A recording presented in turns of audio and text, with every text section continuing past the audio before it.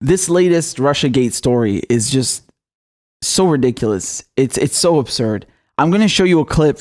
Yes, unfortunately, you have to suffer with me. I'm going to show you a short clip of Rachel Maddow breaking it down for you. Okay? And this came out in the New York Times.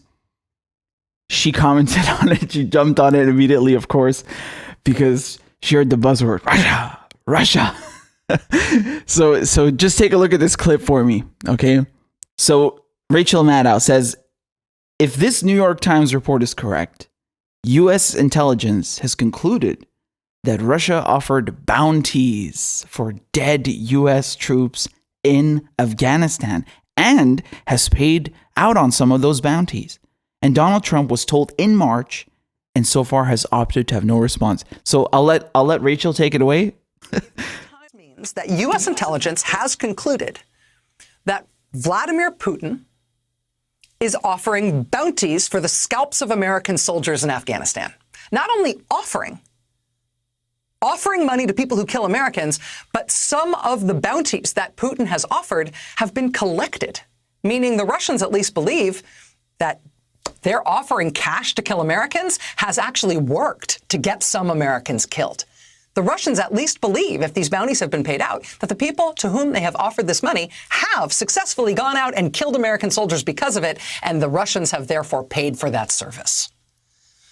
And President Trump was told about this in March, and he has done nothing about it. He was given, what did they describe it as, a menu of possible responses. And so far, he has chosen off the menu that he'll have none of it. Thank you. He'll do nothing. Did you hear that, guys? The audacity.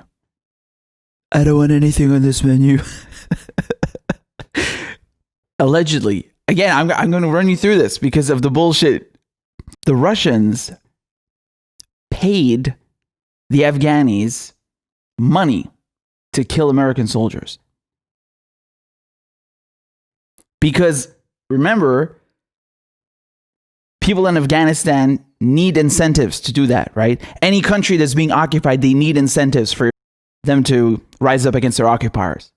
On top of it, this money was paid out, meaning it worked. And then Donald Trump, when he heard about it, he looked at his menu and he didn't do anything. No response, nothing. Meaning, what does that mean? That means that Donald Trump is working with the Russians, right? He's enabling them. He's letting them kill American soldiers and then doing nothing about it.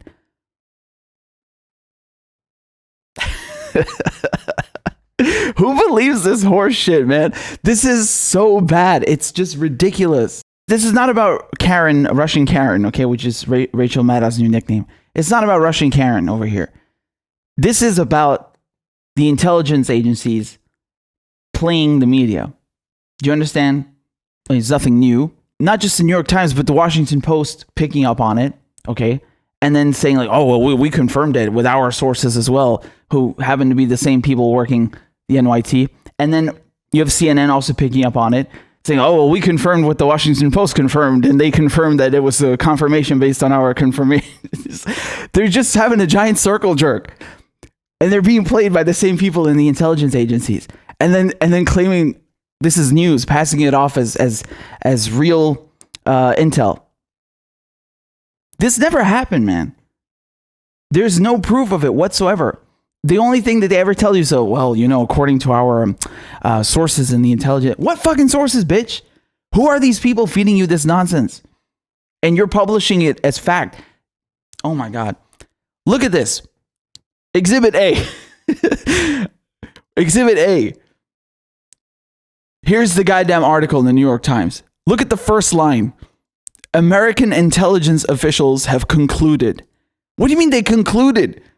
No, they just fed you that on purpose. They just gave you that nonsense. Doesn't mean it's real. I thought you're the journalist. I thought you're the people supposed to be doing the investigative reporting. Did you follow up on that? Did you conclude? You're the motherfuckers who should be concluding, not them. Jesus Christ. Then we have this nonsense over here. We have confirmed the New York Times scoop, meaning the circle jerk continues, right? So they have the same people handling them in the intelligence agencies. Of course, they're going to confirm it for each other. Of course they will, right? So here we go. Russian operation targeted coalition troops in Afghanistan. No, they didn't. No, they fucking didn't. American intelligence is found. Of course, they want you to believe that. And then the kicker here is that, of course, Trump did nothing, right? You can't leave that part out. That's the whole sucker punch that Russian Karen wants you to know, is that Donald Trump refused to do anything, right? Which means that Donald Trump is working for or with the Kremlin, of course. Which I would know because, as it says in the ticker, we are broadcasting live from the Kremlin. So Donald Trump did respond, okay? They were waiting for him to respond. Yeah, he denied it, of course. Nobody briefed me or told me or Vice President Pence or Chief of Staff Meadows about the so-called attacks on our troops in Afghanistan by Russians. Okay, so anonymous source by the fake news in the New York Times. Now look, no one's dying to defend Trump here, but this is horse manure. They do this all the time, dropping false stories in the mainstream media. Of course.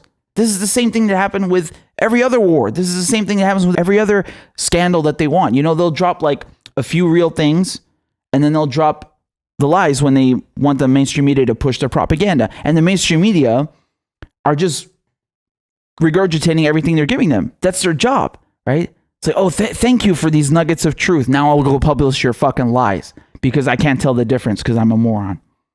Something interesting, by the way, which Ben Norton posted. Look at this. It's not a coincidence. These dubious Western intelligence agency claims about Russia came just days after a breakthrough in peace talks. This is after they announced June 15th that they're going to be holding peace talks in Doha and Qatar. So same thing when they had the peace talks in Geneva in 2014. You had this Caesar file coming out of nowhere, which of course they then spin and make you believe like, oh my God, it's all of these torture victims. And then they don't tell you that half of the pictures are actually tortured by the moderate rebels that are invited to the peace talks. I mean, just the notion, think about this for a second, the notion that you have to pay people to work against their oppressors and occupiers. What? No, this is obscene. This is absurd. Why do you think the Americans have been bogged down for 20 years? Do you think that they've been facing an insurgency that was entirely financed by the Kremlin? Are you serious? This is ridiculous. And we're not talking about the same thing as the Soviet-Afghan war. They're not saying, Russia was equipping and training the Afghanis to fight the Americans. No. They're saying they were putting out hits. They're putting out bounties, right? They were giving them financial incentive to random people, militants, whoever it is, who might take up the offer to go and kill Americans. It's two completely different things. Because, of course, you can't prove the latter, can you? Where is this bounty? There's no proof. Nothing at all.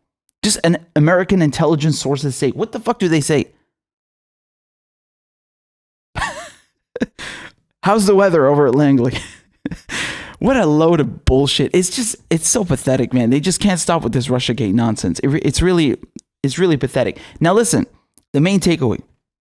Again, credit to Max Blumenthal for posting this. A former CIA operations director, okay? His name is John Stockwell, and he's going to explain to you how the CIA run their sources inside the media. And I'm not just talking about the New York Times. Listen to this, okay? Another thing is to disseminate propaganda to influence people's minds. And this is a major function of the CIA. And unfortunately, of course, it overlaps into the gathering of information. You have contact with a journalist, you will give him true stories, you'll get information from him, you'll also give him false stories. But you do buy his confidence with true stories? You buy his confidence and set him up. We've seen this happen recently with Jack Anderson, for example, who has his intelligence sources, and he has also admitted that he's been set up by them. You know, every fifth story just simply being false. You also work on their human vulnerabilities to recruit them in a classic sense, to make them your agent so that you can control what they do, so you don't have to set them up sort of, you know, by putting one over on them. So you can say, here, plant this one next Tuesday. Can you do this with responsible reporters? Yes, the Church Committee brought it out in 1975, and then Woodward and Bernstein put an article in Rolling Stone a couple of years later 400 journalists cooperating with the CIA, including some of the biggest names in the business, to consciously introduce the stories into the press. Well, give me a concrete example of how you use the press this way, how a false story is planted and how you got it published. Well, for example, in my war, the Angola war that I helped to manage, 1/3 of my staff was propaganda. Ironically, it's called covert action inside the CIA. Outside, that means the violent part. I had propagandists all over the world, principally in London, Kinshasa, and Zambia. We would take stories which we would write and put them in the Zambia Times, and then pull them out and send them to a journalist on our payroll in Europe. But his cover story, you see, would be that he'd gotten them from his stringer in Lusaka, who had gotten them from the Zambia Times. Did you hear what he said, man? That's very, very interesting. I love that. It really gives you good insight into how they work these things. So essentially, if you didn't catch that, he said that they'll basically use 1/3 of the staff for propaganda, and they'll even use reputable journalists and feed them propaganda, right? They'll feed them a lot of real stuff, real intel, drip, drip, drip, get them hooked onto it and get them publishing their stuff. And then when they need them to, they'll publish the lies. And sometimes they do it explicitly, sometimes not. He said, optimally, you want them doing it explicitly. You can just tell them, okay, I need you to put this out next Tuesday. But otherwise, you can just manipulate them into doing it. Now, look, going back again to this whole Russian Karen, dude, she won't let it go. She just can't stop. I told you, when that Mueller report thing came out, I watched the hearing. God, that was a massacre. I had to sit through 7-8 hours of that nonsense. When that stopped, her ratings plummeted, and even Cuomo had better ratings than her. So now, when this nonsense comes out, I mean, she'll bite on anything that has Russia, the buzzword Russia, on it. Of course she will. And, this is their form of resisting Trump, right? So even when the intelligence agency leaks a bunch of bullshit through the mainstream media, scallops. I mean, this is really some spy novel bullshit. It really is. She still bites. She doesn't care. It doesn't have to be true. It doesn't have to be true. You can resist Trump even with lies. Yes, as long as it has Russia written all over it, because then you're stirring up emotions, right? You get the Cold War stick in the ass again. Oh, Russia. Easy. It's a reflex, right? Socialism. Easy one. Doesn't have to be true. Gets her ratings, and this is their way of resisting Trump. Wow. Very, very, very effective. Again, notice how they won't actually resist Trump on anything that matters. Nothing. Like, she won't actually question, why is Trump in Afghanistan to begin with? Why is the United States in Afghanistan? Why is Donald Trump in, name all the countries that Obama and Bush started first? Why isn't Trump removed our troops from there? Why are we in those countries? No. She won't do that. She won't ask, why is Donald Trump giving away land that isn't even his to the Zionist occupation? No. She won't ask that. You follow? That's the problem here.